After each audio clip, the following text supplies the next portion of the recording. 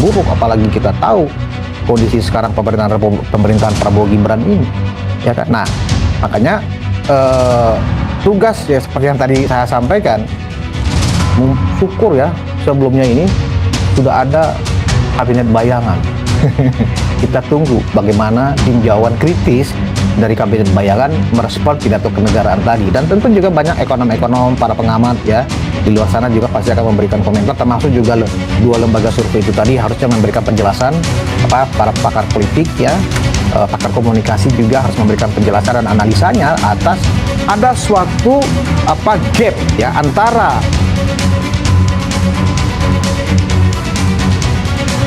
ini nota keuangan Presiden baru saja dimulai di rapat atau sidang tahunan MPR RI.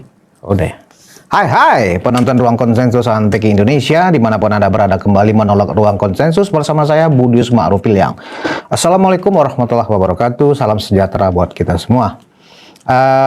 Hari ini tanggal 14 Agustus 2026 ya, baru saja tadi pagi Presiden Republik Indonesia Pak Prabowo Subianto menyelesaikan pidato kenegaraannya di sidang tahunan Majelis Permusyawaratan Rakyat yang dihadiri oleh lengkap MPR yang beranggotakan DPR dan DPD bersidang ya sejak pukul jam 9.30 atau jam 10 tadi pagi.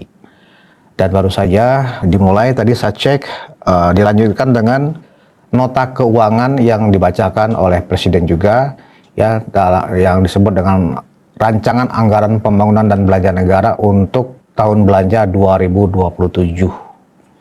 Nah, yang akan saya diskusikan dalam monolog Ruang Konsensus hari ini adalah pertama tentang penyelenggaraan kenapa tanggal 14 Agustus. Karena banyak orang yang mungkin juga belum tahu, biasanya kan pidato kenegaraan itu kan tanggal 16 Agustus, sehari sebelum detik-detik proklamasi tanggal 17, biasanya kan di MPR itu ada sidang pidato kenegaraan Presiden bersama nota keuangan. Kenapa? Karena tanggal 16 itu jatuhnya hari libur, hari Sabtu juga hari libur.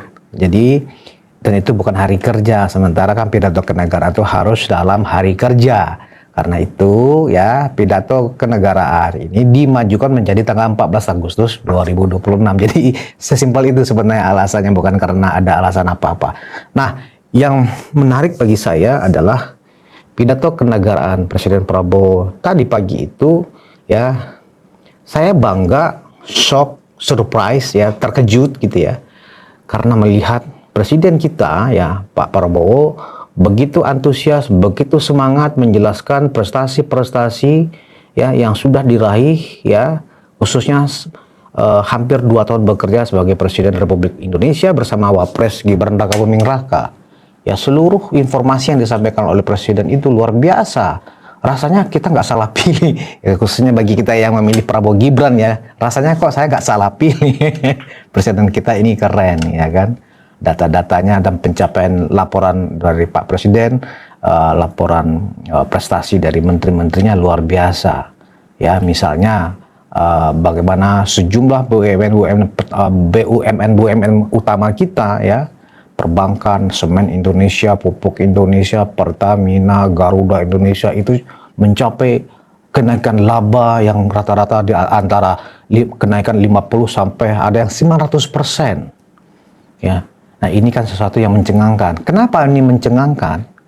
Karena ya, kalau demikian faktanya, realisasinya yang dirasakan oleh rakyat, apa mungkin ya approval rating Pak Prabowo yang sudah dirilis pekan kemarin oleh 2 lembaga survei kredibel, SMRC dan Indikator Politik, itu justru ya tingkat kepercayaan publik kepada Presiden itu justru turun.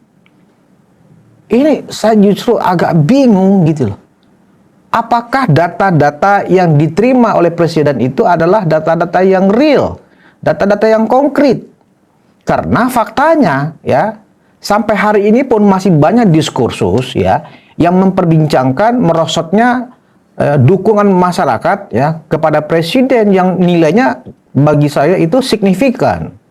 Bayangkan Misalnya yang disampaikan oleh SMRC, ya, periode terakhir yang mereka survei itu Juni, ya, itu tingkat kepercayaan publik kepada presiden itu dari, ya, kalau kita ambil pukul rata dari menerima jabatan sebagai presiden dengan tingkat kepercayaan publik hampir 83% menjadi 51,1%, artinya lebih dari 30% terjadi penurunan. Kemudian juga indikator politik lebih parah lagi.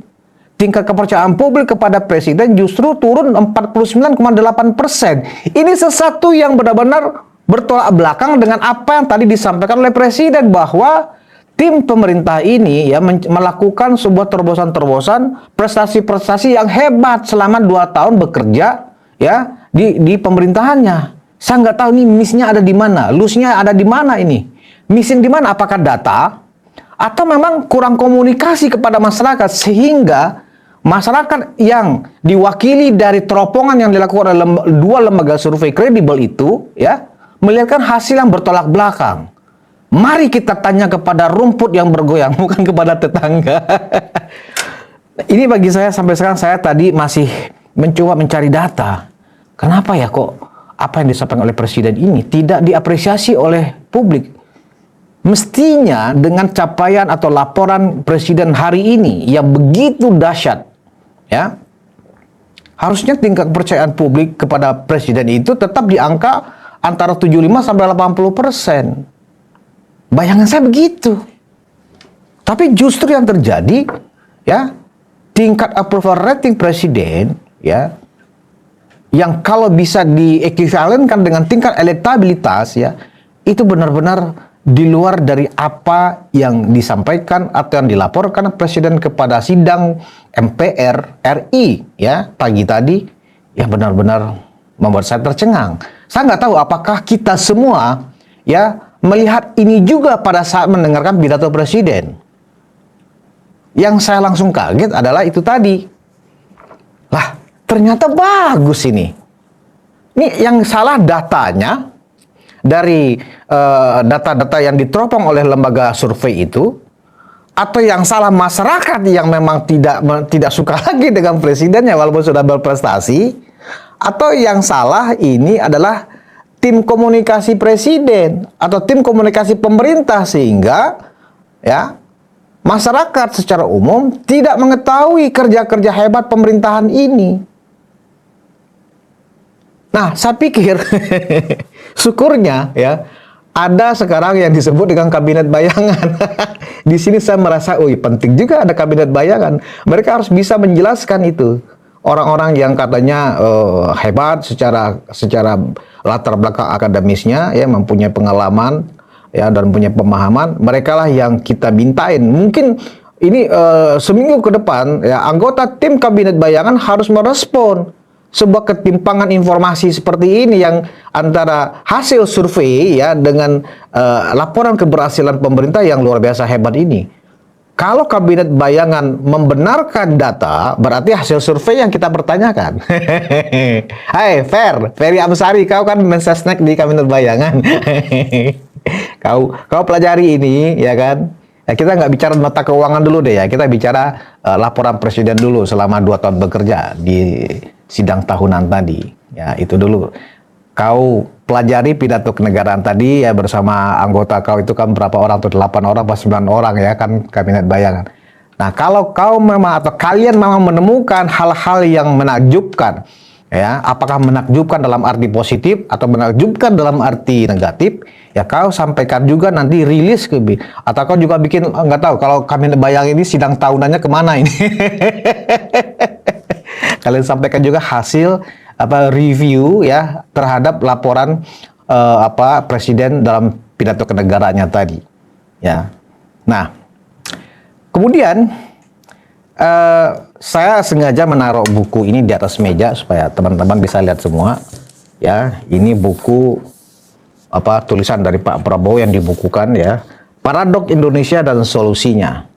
Ya, jadi astacita dari Pak Prabowo itu berangkat dari hasil perenungan Pak Presiden ya tentang sesuatu yang terjadi di Indonesia sejak pemerintahan Orde Baru sampai pemerintahan reformasi, sejak kita merdeka sampai sekarang maksudnya, Pak Prabowo itu melihat ada sesuatu paradok yang terjadi di negara kita.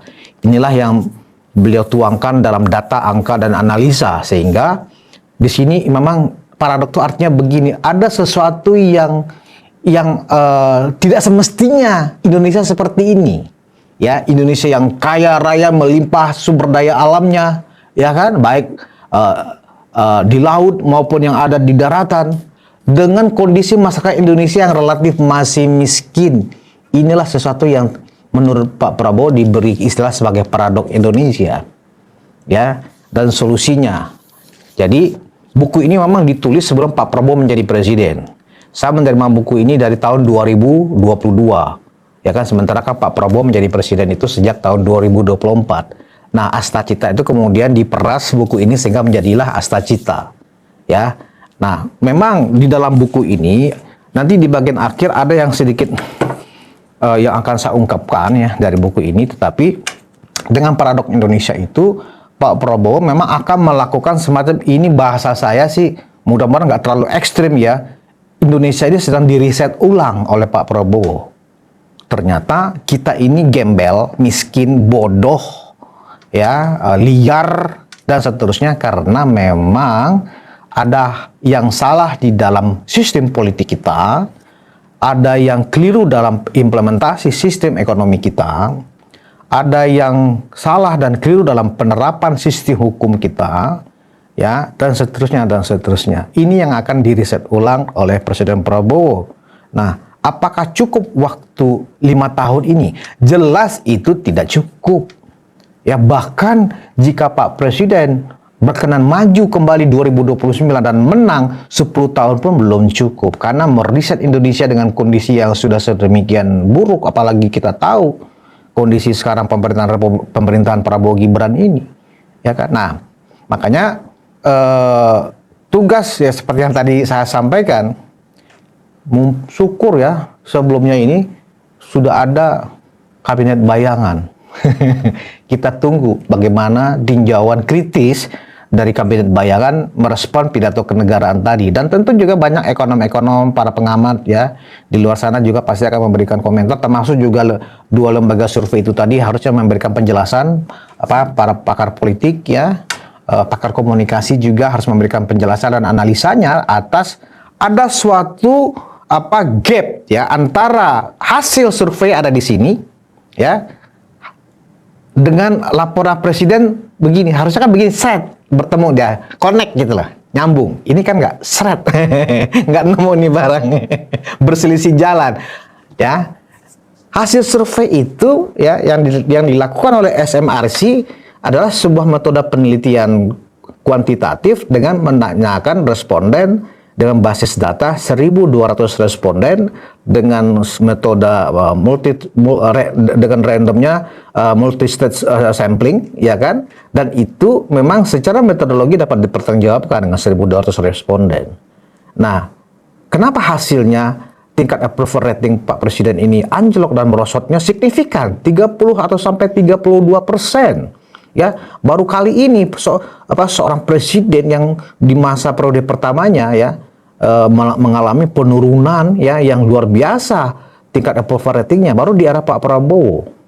Nah, jadi lembaga survei ini menanyakan ke responden, apakah Bapak Ibu, misalnya pertanyaannya ya, apakah Ibu dan Bapak puas dengan apa yang dilakukan oleh pemerintah saat ini? Apakah Bapak Ibu tahu dengan apa yang dikerjakan pemerintah saat ini?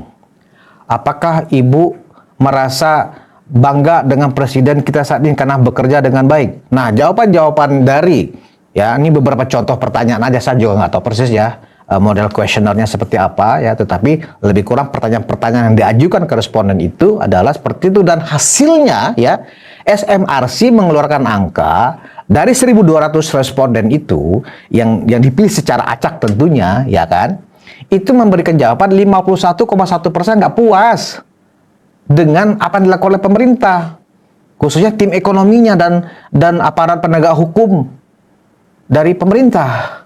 51,1% loh. Dari mana masyarakat yang 51,1% dari sampling 1.200 responden itu mendapatkan suplai informasi sehingga mereka nggak puas? Apakah dari televisi? apakah dari media sosial atau ya dari gosip-gosip warung kopi, arisan-arisanan, WhatsApp grup ya atau apa? Sehingga ya pencapaian yang luar biasa menurut saya seperti yang disajikan oleh Presiden tadi pagi maksudnya, itu benar-benar mengesankan, bagi saya itu sangat mengesankan, luar biasa. Nah, begitu juga responden yang menjawab dari survei indikator politik, malah 49, lebih dari 51% ya mengatakan mereka tidak puas dengan Pak Presiden. Ada apa ya? Mungkin teman-teman penonton Ruang Konsensus, kalau ada yang ingin memberikan analisa, sumbangan pemikiran, bisa tulis di kolom komentar. Kenapa antara tingkat kepercayaan publik yang bisa diartikan sebagai bentuk dukungan masyarakat kepada pemerintah saat ini ya itu merosot, padahal pemerintah kita ini mengaku sudah bekerja maksimal dan hasilnya luar biasa bagus ya. Ada apa ini? Saya tercengang. Dan Pak Prabowo mengatakan tadi bahwa periode saya adalah periode menyelesaikan masalah dari pemerintahan sebelumnya. Ya jelas lah Pak, ketika ada peralihan pemerintahan pasti ada sisa persoalan yang ditinggalkan. Ketika Bapak nanti juga selesai, Presiden yang sebelumnya juga pasti mengatakan, saya menyelesaikan masalah-masalah dari periode sebelumnya. Pasti akan begitu terus sampai hari kiamat, Pak. Jangan kemudian kata itu diartikan seolah-olah periode Bapak, periode Presiden-Presiden sebelumnya adalah bermasalah semua. Ya, kata-kata bersayap Pak Prabowo tadi itu, bagi Pak Jokowi yang hadir langsung, itu pasti jadi nggak enak. Loh Pak Jokowi itu kan presidennya Pak Prabowo. Pak Prabowo waktu 2019-2024 kan menteri pertahanannya beliau, menteri pertahanannya Pak Jokowi. Ya. Nah, ini agak-agak sedikit mencubit-cubit juga Pak Prabowo tadi dalam pidatonya. Ya tipis-tipis tuh, banyak sekali tipis-tipisnya. Ya Pak Prabowo tadi mencubit-cubit Pak Jokowi. Ya, di forum terbuka. Mudah-mudahan nggak semua orang nggak semua orang paham arahnya kemana. Ya, bahwa sebelumnya sebelumnya begini, sehingga sekarang saya menyelesaikan banyak sekali sisa persoalan yang ditinggalkan. Saya akan selesaikan dengan cara saya. Ya, nggak begitu juga caranya Pak Prabowo, gitu loh. Pak Jokowi lah yang punya kontribusi besar, ya, membuat Bapak bisa mengimplementasikan cita-cita Bapak dalam buku Paradok Indonesia ini. Ya, ini PR bersama kita. Ya, ada apa sehingga ya Presiden dengan begitu gagah, begitu percaya diri, tingkat tinggi, ya begitu bersemangat, berapi-api, ya menyampaikan sebuah hasil kinerja yang luar biasa kepada masyarakat Indonesia, ya. Tetapi tingkat approval ratingnya beliau, tingkat approval rating pemerintahan ini merosot tajam. Siapa yang salah ini? Datanya atau manusianya? Oke, di bagian akhir dari dari episode kali ini saya menjelaskan sedikit ya. Ini dari buku Pak Prabowo ya. Jadi kesimpulan dari Paradok Indonesia dan bagaimana solusinya ya saya bacakan. Jadi Pak Prabowo itu akhirnya membuat sebuah kesimpulan pencapaian pemerintah RI 10 tahun terakhir. Ya, dibuat dua kategori ya, tantangan besar dan ekonomi. Untuk ya tantangan besarnya apa? Satu, masalah ekonomi, yang kedua adalah masalah demokrasi. 10 tahun terakhir menurut pandangan Pak Prabowo ya, ekonomi kita ya ternyata untuk pemodal besar ya, terlihat dari ya data kekayaan bangsa mengalir ke luar negeri. Berarti di era Pak Prabowo, di era Pak SBY, di era Pak Jokowi, di era Bu Mega, di era Gus Dur, termasuk juga di era Pak Prabowo, Pak Soeharto, ya Pak Harto, era Orde Baru, Pak Habibie juga, Pak Gus Dur, ya. Ekonomi untuk pemodal besar, ya. Kemudian, ya diberikan solusi. Solusinya yang sudah dilakukan adalah kebijakan, misalnya untuk ekonomi, kebijakan pengungkapan sukarela dan amnesti pajak, serta hilirisasi sumber daya alam di dalam negeri. Dan kemudian 10 tahun terakhir juga dari masalah ekonomi itu ya, yang dilakukan oleh sejumlah presiden sebelumnya, telah dibentuk jaminan kesehatan untuk seluruh rakyat dan aturan baru koperasi multi pihak. Kemudian sudah diciptakan untuk menyelesaikan masalah tadi penyederhanaan kebijakan ekonomi dengan Undang-Undang Cipta Kerja, pemerataan pertumbuhan ekonomi dengan Undang-Undang Ibu Kota Negara baru, serta mengutamakan produk dalam negeri. Nah, itu masalah ekonomi ya, yang 10 tahun terakhir nih, maksudnya ketika Pak Prabowo belum menjadi presiden. Untuk masalah demokrasi ya, Pak Prabowo mencatat ya, selama reformasi khususnya, demokrasi telah dikuasai pemodal besar. Ya, dari berarti sistem pemilihan yang bersifat langsung, apakah itu pilkada maupun pilpres, itu ternyata disimpulkan bahwa demokrasi kita dikuasai oleh pemodal besar. Akhirnya apa? Marak politik uang karena biaya demokrasi mahal. Ya, solusi yang ditawarkan pada 10 tahun terakhir yang sudah dijalankan maksudnya ya, telah dilakukan penyederhanaan pelaksanaan pemilu dan pilkada. Oke, nah itu kan beliau belum jadi presiden nih. Nah, setelah beliau menjadi presiden ya, dibuat juga proyeksi nih tantangan pemerintah Republik Indonesia ke depan bersama beliau nih 10 tahun ke depan, berarti 2 periode ya, asumsinya nih 2 periode, 1 dekade. 1 dekade itu adalah 10 tahun. Nah, tantangan besar apa Republik kita ini selama satu dekade ke depan?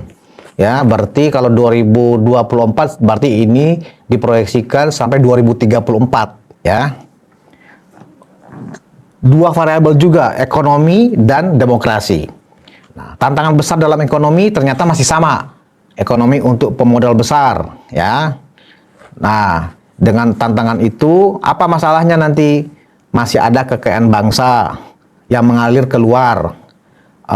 Semakin melebarnya kesenjangan pendapatan. Makanya kalau yang dimaksud dengan kesenjangan pendapatan itu, ya kita mendengar 50 orang di Indonesia menguasai kekayaan dari 280 juta penduduk. Itu kan berarti kesenjangan pendapatannya kan memang signifikan.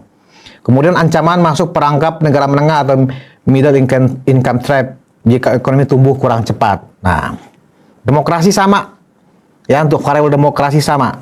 Ya, masalah demokrasi dikuasai pemodal besar. Ya. Nah, untuk masalah ekonomi tadi, nah makanya apa yang kita dengarkan selama 2 tahun terakhir, ternyata Pak Prabowo di dalam astragitanya memang sudah berusaha mengimplementasikan solusinya ya. Solusi dari ekonomi dikuasai oleh pemodal besar, Pak Prabowo sudah melakukan ekonomi untuk rakyat Indonesia ya, dengan cara apa solusinya? Penerapan Undang-Undang Dasar 45 atau konstitusi, khususnya pasal 33 secara semakin konsekuen ya. Kemudian implementasi selanjutnya adalah BUMN dan koperasi jadi ujung tombak. Makanya kita melihat nih KPMD, Koperasi Merah Putih, KMP ya, Koperasi Desa Merah Putih ya, itu dioptimalkan ya. BUMN juga mau dirapihkan. Nah, dengan perapihan itu diharapkan ada pertumbuhan ekonomi double digit dengan investasi besar di pertanian, kehutanan, perikanan, perdagangan, pengolahan, dan industri strategis. Nah, ya, jadi kalau kita melihat dari proyek MBG, dari proyek Nantara, ya, dari Pak Prabowo benar-benar konsekuen dan bahkan menerjang apapun untuk mengimplementasikan program koperasi desa kelurahan Merah Putih. Ternyata solusi dari bagaimana ekonomi itu untuk rakyat Indonesia. Nah, untuk demokrasi 10 tahun ke depan ini yang perlu renungkan dan kita kaji juga nih.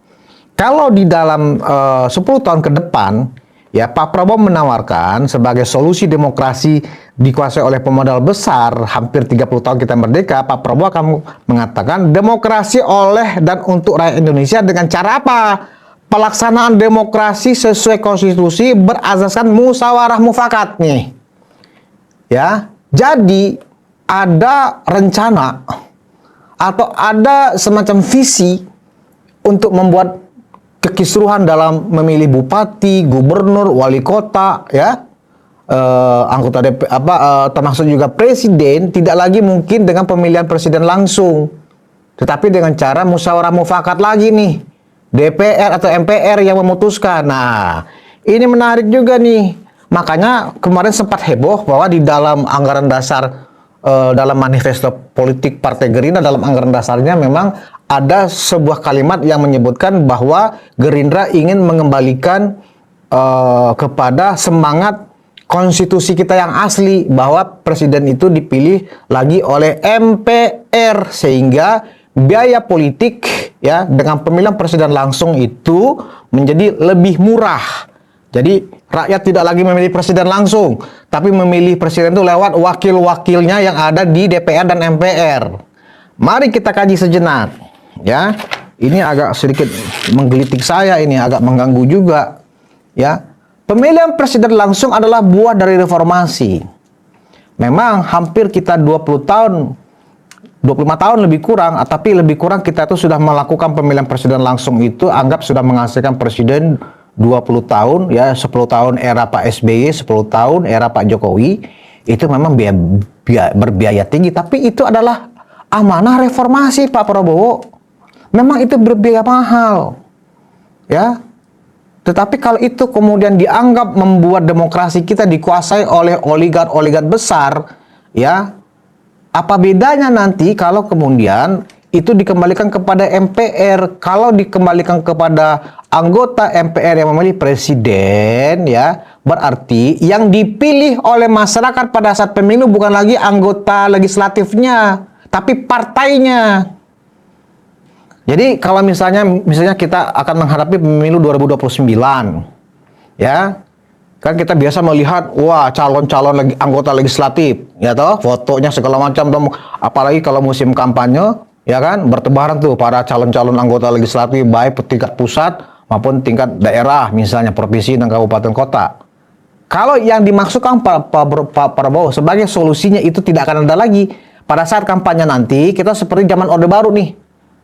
Pilkadanya, pemilunya, pilpresnya yang dipilih partai. Tidak ada lagi foto-foto capres, tidak ada lagi foto-foto cawapres, yang dipilih partai.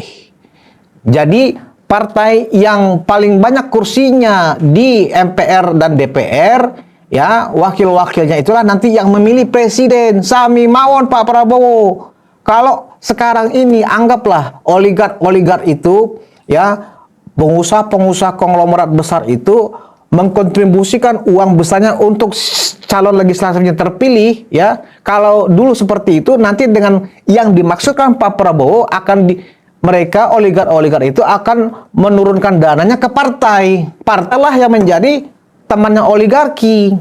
Apa bedanya, Pak? Jadi saya pikir mari kita diskusikan bersama lagi. Rasanya kurang tepat dan kurang pas, ya, bahwa solusi untuk menurunkan biaya dalam pilkada atau dalam pilpres bukan dikembalikan kepada MPR. Itu hanya pindah tempat aja, Pak. Praktiknya akan sama. Percaya deh, ya. Apakah kita percaya anggota DPR itu benar-benar, ya, bisa memilih nggak? Kalau udah dia sebagai terpilih nanti, ya, aduh, ini panjang lagi nih ceritanya. Padahal monolog ruang konsensus ini harusnya cuma setengah jam, ini udah lebih setengah jam. Tapi ini adalah sebuah persoalan serius, ya. Banyak PR ini sepertinya, baik tentang buku Paradok Indonesia yang menjadi semacam masterpiece-nya Pak Presiden kita, ya. Bayangkan nanti, saya ngebayangin, waktu Orde Baru itu memang saya belum memilih, ya kan. Tetapi saya masih bisa merekam, ya, bagaimana partai-partai itu dulu berkampanye. Jadi yang beredar di jalan-jalan, yang dipasang di jalan-jalan itu lambang partai segede-gede gaban, ya, baik di jalan utama, di kampung, ya, di mana-mana tuh pokoknya gambar partai, logo partai. Nggak ada lagi kita melihat gambar-gambar calon-calon anggota legislatif, calon-calon gubernur, calon-calon bupati, calon-calon wali kota, dan juga calon presiden dan calon wakil presiden. Nggak ada saat itu, hanya hanya bendera partai. Nah, apakah 2029, 2034 dengan koalisi yang dimiliki oleh Pak Prabowo saat ini di pemerintahan, di mana pemerintahan itu ternyata sekarang sudah menjadi satu badan ini, walaupun ini salah ini menurut saya, karena antara kekuatan di eksekutif dengan kekuatan legislatif itu satu badan ternyata, karena para menteri Pak Prabowo, khususnya para Menko itu adalah para ketua partai, Jadi di partai itu, di kabinet, para ketua partai itu anak buah presiden. Sementara anak buah presiden ini punya anak buah di DPR RI. Jadi kan sama aja ini. Jadi presiden itu anggota DPR yang ada di Senayan yang jumlahnya sekitar 82% ya. Itu adalah anak buah presiden juga. Ini kan keliru namanya. Wajar kan sekarang makanya muncul kabinet bayangan. Ya, karena mereka melihat tidak ada lagi check and balances di dalam sistem politik kita dengan penerapan koalisi permanen yang dibentuk oleh Presiden Prabowo saat ini. Jadi di era dalam peringatan ulang tahun kemerdekaan Republik Indonesia ke-81 ini, ya menjadi sangat panas politik kita dengan perkembangan-perkembangan politik mutakhir yang berkembang yang disampaikan oleh Pak Presiden. Ya, ini perlu saya sampaikan supaya menjadi diskursus kita bersama bahwa ada wacana dari Pak Prabowo, ada wacana dari Partai Gerindra untuk mengembalikan sistem pemilihan itu kepada yang berasaskan musyawarah mufakat. Saya mengartikan musyawarah mufakat tidak ada lagi pemilihan presiden langsung. Semuanya yang memilih nanti di MPR. Berarti akan ada lagi amandemen. Apakah dengan kekuatan koalisi yang dimiliki oleh presiden ini, ya beliau mampu ya memaksa para ketua partai menyetujui amandemen lagi atau mencabut amandemen yang pertama dan kedua yang merubah sistem pemilihan. Saya nggak ngerti. Itu tugas Ferry Amsari di Kabinet Bayangan. Demikian dulu ya, agak panas ini, agak berbahaya juga ini situasinya. Tapi mari kita menyambut kemerdekaan ini ya dengan sebuah perkembangan yang bagus tentunya. Ya biasa, ini kan hanya wacana politik yang bisa kita diskusikan bersama. Ya kita hanya mengkritisi ya supaya ya ada penajaman-penajaman, ada revisi-revisi dari pemikiran Pak Prabowo yang ada dalam buku ini. Sebelum saya tutup, mari kita kuatkan lagi energi kita dengan meminum wedang jahe Pak Jokowi dulu. Bismillahirrahmanirrahim. Mantap, enak. Kita bertemu lagi di monolog ruang khusus berikutnya.